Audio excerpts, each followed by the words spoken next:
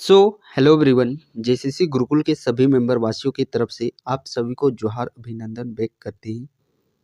चलिए आज के इस महाकुंभ सीरीज को हम लोग कंटिन्यू आगे बढ़ाते हुए आज के सेशन में हम लोग प्रैक्टिस सेट नंबर 3 को डिस्कशन करने वाले हैं। पहला प्रश्न, भारतीय वन सर्वेक्षण 2023 के अनुसार झारखंड का कुल क्षेत्रफल कितना है? भारतीय वन सर्वेक्षण रिपोर्ट जो कि आप लोग का 2023 का जारी किया गया है रिपोर्ट, इसके मुताबिक झारखंड का कुल वन क्षेत्रफल की बात करते हैं तो वो कितना है? 23,765.78 kilometre square. 23,765.78 kilometre square means option number D इस प्रश्न का सही आंसर हो जाएगा। अगला प्रश्न है, उधवा झील पक्षी अभयारण्य किस जिला में अवस्थित है? उधवा झील पक्षी अभयारण्य ये आप लोग का साहेबगंज जिला में अवस्थित है। नेक्स्ट प्रश्न है, जादूगोड़ा किस खनिज के लिए प्रसिद्ध है? जादूगोड़ा, कुछ यहाँ पे आप लोग खनिज का याद कर लीजिएगा झारखंड में, जिसके लिए कुछ प्रमुख क्षेत्र है जिसमें से एक आप लोग का जादूगोड़ा। और जादूगोड़ा किसके लिए प्रचलित है? ये आप लोग के लिए यूरेनियम के लिए प्रचलित है। यहाँ पे यदि हम लोग बात करते हैं तांबा की, तो तांबा के लिए आप लोग का जो प्रचलित क्षेत्र है वो है आप लोग का घाटशिला क्षेत्र। कौन सा? घाटशिला क्षेत्र। और लोहा के लिए, तो लोहा के लिए लोह अयस्क, ये बेसिकली पश्चिमी सिंहभूम जिला के अंतर्गत में। अगला प्रश्न है, पत्थर पर लिखी कविता की संज्ञा दी गई है? पत्थर पर लिखी कविता की संज्ञा किसको दी गई है? तो सूर्य मंदिर जो कि आप लोग का बुंडू में अवस्थित है। कौन सा मंदिर? सूर्य मंदिर बुंडू में। कई बार प्रश्न जो प्रचलित काफ़ी विख्यात मंदिर है उसका जिला रिलेटेड प्रश्न पूछा भी जा चुका है, तो उसी में से हम लोग यहाँ पे चलिए देखते हैं। सूर्य मंदिर ये तो बुंडू रांची में अवस्थित है।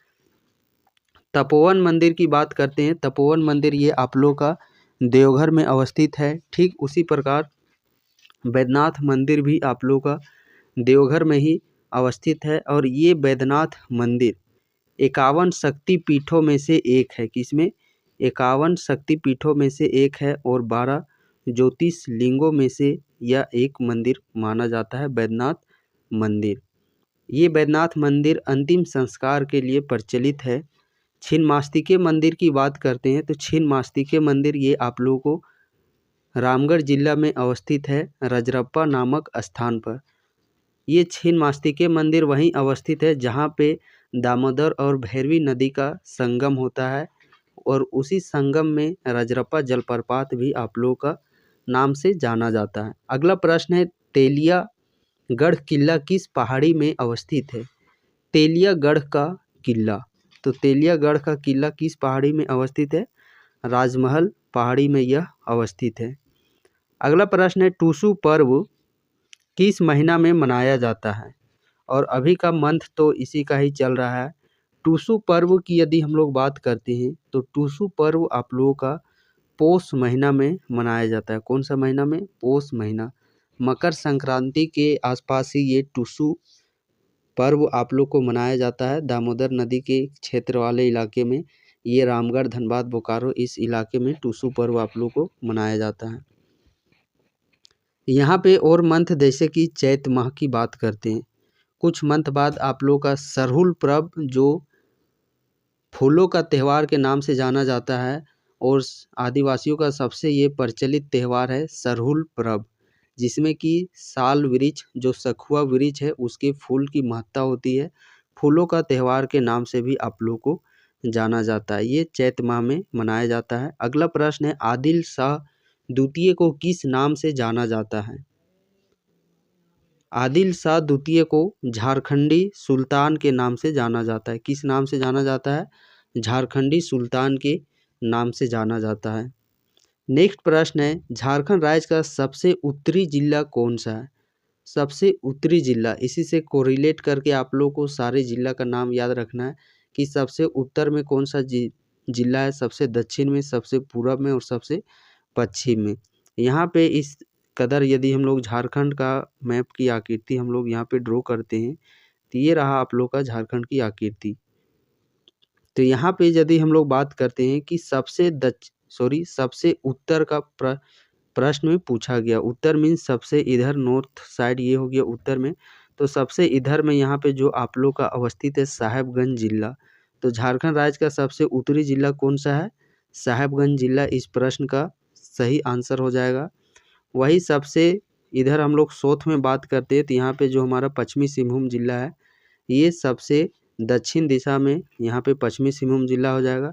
सबसे पूर्वी यहाँ पे जो पाकुड़ जिला आप लोगों को जस्ट नीचे अवस्थित है, ये पाकुड़ जिला यहाँ पे सबसे पूर्वी जिला।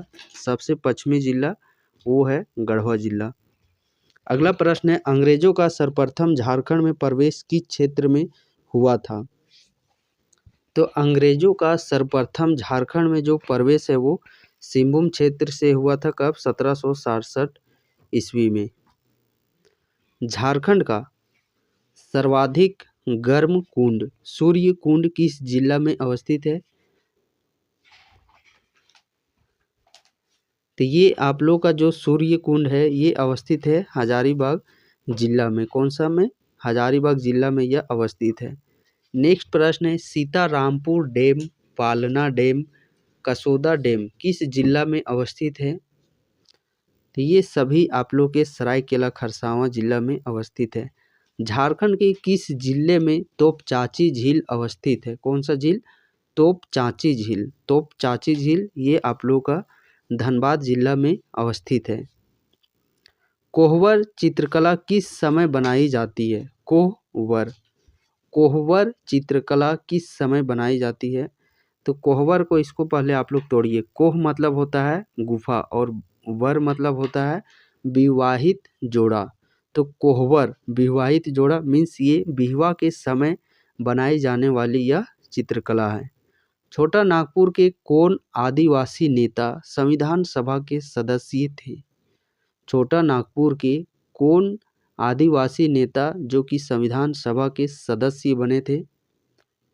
वो थे जयपाल सिंह मुंडा। जयपाल सिंह मुंडा जिन्हें मरांग गोमके के नाम से जाना जाता है, इनका जन्म 1903 ईस्वी में हुआ था। मृत्यु 1970 ईस्वी में ब्रेन हेमरेज के कारण इनकी मृत्यु हो गई थी।